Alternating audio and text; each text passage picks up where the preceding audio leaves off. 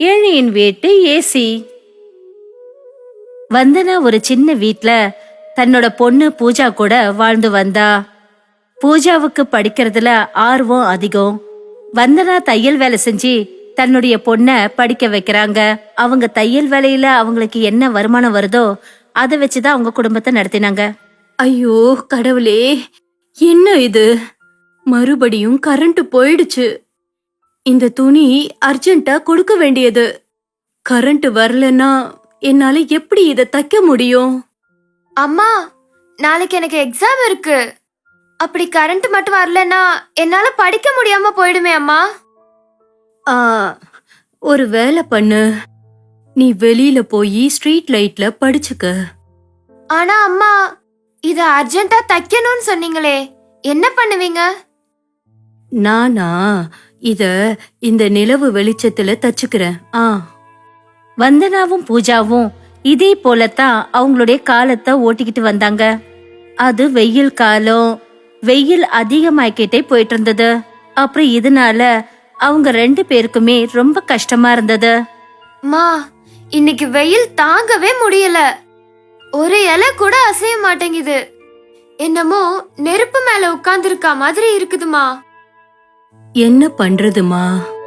இந்த வெயிலும் அதிகமாயிக்கிட்டே தான் போகுது. அப்புறம் நம்ம கிட்ட ஃபேனும் கிடையாது இந்த வெயில்ல இருந்து நிம்மதி கிடைக்கிறதுக்கு.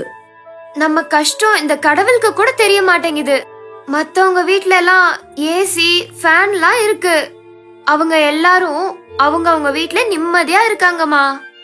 ஆனா நமக்கு அந்த கடவுள் வெளியில வர காத்த கூட கொடுக்க மாட்டேங்கிறாரு. அப்படி பார்த்தா நமக்கு இந்த காத்து தான் ஏசி கூலருக்கான வேலைய பாக்குதுமா. வந்தனாவும் பூஜாவும் இது போல வெயில் காலத்துல ரொம்பவே நொந்து போய் இருந்தாங்க. ஒரு நாள் பூஜா தன்னுடைய ஃப்ரெண்டு வீட்டுக்கு படிக்கிறதுக்காக போயிருந்தா. அங்க ஏசி போட்டிருந்தாங்க.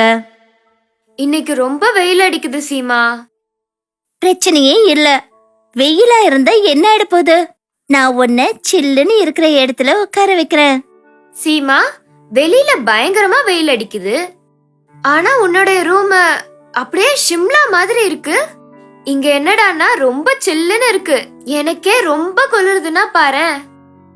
நான் தான் சொன்னேன்ல, வெளியில எப்படி இருந்தாலும் நம்ம வீட்டுக்குள்ள சில்லுன்னு தான் இருக்கும்னு. ஆனா இப்படி ஒரு சில்லுன்னு காத்து எங்க இருந்து வருது?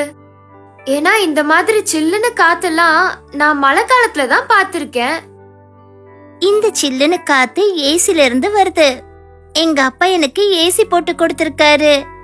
அதிகமா வெயில் அடிச்சதுன்னா அப்பெல்லாம் நான் ஏசி போட்டுப்பேன். இதுல இருந்து வர சில்லுன்ற காத்து ரொம்ப நிம்மதியை கொடுக்கும். அப்படின்னா இந்த சில்லுன்னு காத்து இந்த ஏசில இருந்து வருதா? உனக்கு தெரியலையா? என்னமோ நீ ஏசிய முதல் தடவையா பாக்குற மாதிரி என்கிட்ட கேக்குற.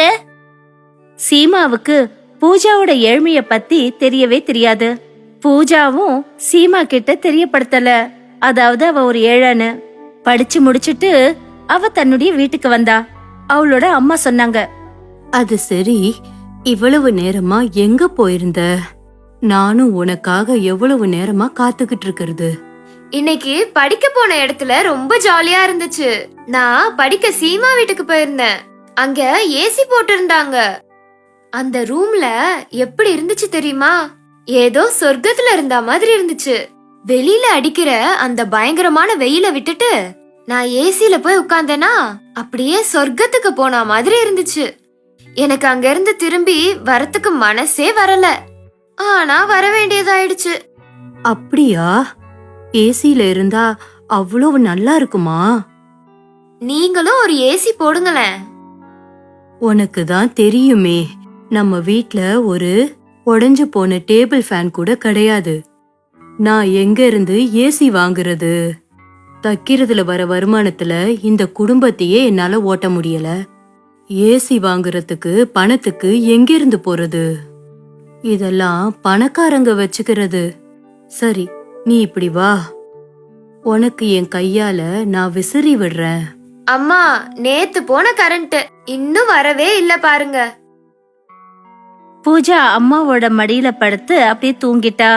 அப்புறம் வந்தனா அவளுக்கு விசிறிக்கிட்டு இருந்தாங்க. ஆனா அவங்க வேர்வையில சோர்ந்து போயிட்டாங்க. ஆனா பூஜாவுக்கு அவங்க வேர்க்க விடல. ஒரு நாள் இதே போல படிக்கும்போது திடீர்னு கரண்ட் போயிடுச்சு. அப்ப அவ பக்கத்து வீடுங்கள்லாம் லைட் எரியறத பார்த்தா. ஸ்ட்ரீட் லைட் கூட எரிய மாட்டேங்குது. ஆனா கரிஷ்மா ஆன்ட்டியோட வீட்டு லைட் எரியுது. அவங்க வீட்ல இருந்து வெளியில தெரியற லைட்லயே படிச்சுக்கிறேன். பூஜா கரிஷ்மா வீட்டுக்கு வெளியில உட்காந்து படிக்க ஆரம்பிச்சா. அப்ப அவளுக்கு சில்லுன்னு காத்து வந்துட்டு இருந்தது. அங்க உள்ள ஏசி ஓடிக்கிட்டு இருந்தது. அவ அங்க வெளியில உட்காந்து ரொம்ப நிம்மதியா படிச்சுட்டு இருந்தா. அந்த சில்லுன்னு காத்து வீசினதுனால அவ அதே இடத்துல கண்ணசந்து தூங்கிட்டா. காலையில கரிஷ்மா தன்னுடைய வீட்டு கதவை திறந்த போது பூஜா அவங்க வீட்டு வாசல்ல தூங்குறத பார்த்ததும் அவளுக்கு ரொம்ப கோவம் வந்துடுச்சு. அவ உள்ள போய் ஒரு மகுல தண்ணி கொண்டு வந்தா.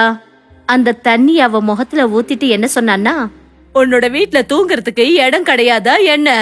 வந்து ஏன் வீட்டு வாசல்ல தூங்கிக்கிட்டு இருக்க? அது ஆன்ட்டி, எங்க வீட்ல லைட் போயிடுச்சு. ஆனா உங்க வீட்ல லைட் எரிஞ்சிட்டு இருந்துச்சா, அதனால நான் இங்க வந்து படிச்சுக்கிட்டு இருந்தேன்.